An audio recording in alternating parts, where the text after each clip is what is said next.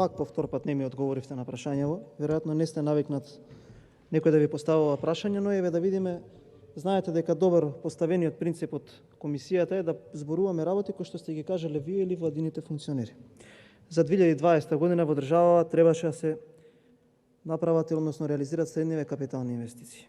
Во патната инфраструктура, поврзување со проектирање на делот Коридор 8 и тоа планирање, проектирање, изградба и употреба на Коридор 8, делницата Тетово-Гостивар, изградба на нов пат Требениште-Струга, Ќафасан, изградба на делница Гостивар-Букојчан и Букојчан-Кичево, како и делот Коридорот 10, делница Прилеп-Прилеп. Реконструкција на железничка пруга на Коридор 9, реализација на прва и втора фаза од проектот за изградба и рехабилитација на источниот дел од железничката пруга Коридор 8, делница Куманово-Белјаковци-Кривапаланка. Реализација на проектот за локални патишта со заем од Светска банка. За информација на јавноста, овој закон го кочи председателот на собранието, не комисијата, проверете уво. Изградба на патна делница Градско Дрено, изградба на водноводни и канализациони системи, проверете кој го кочи овој закон.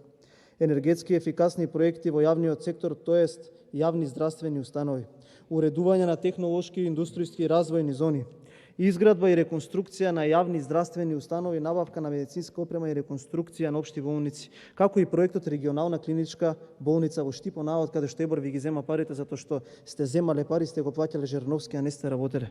Изградба на основни и средни училишта, детски градинки, изградба на училишни и спортски сали, реконструкција на ученички и студентски домови, оправување и реконструкција на универзитетите и инвестициите во спортска инфраструктура и изградба на хидросистеми и инвестиции за подобрување на конкурентноста и модернизацијата на земјоделските стопанства. Еден, нека ми каже проект каде што е закована шајка. Еден. Ова е од програма на влада, од буџет за 2022 година. Еден.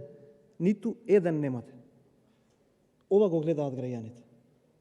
Ова е резултатот на некоја политика, дали е успешна или не. Понатаму, ве прашав директно, 900 милиони евра што ќе ги земат сега, за да ја одржат ликвидноста на буџетот, е еквивалентно на 200 километри автопат. Со 900 милиони евра, плюс овие 100, што ќе му го покриваме криминалот на Васко Ковачевски и нели буџетот да биде ликвиден, тоа што некој не работел, ќе можевме да направиме автопатска делница од Велес преку Прилеп до Битола, ќе можевме да ја почнеме барем од Гостивар до Кичево и ќе можевме во најмала рака да направиме автопатско решение од Штип до Струмица. Ама тоа нема да се направи. И вие ќе кажувате да бил обвинителот.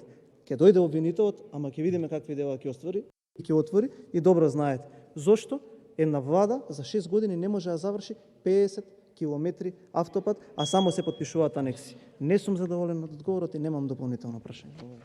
Благодарам. Одговор на третото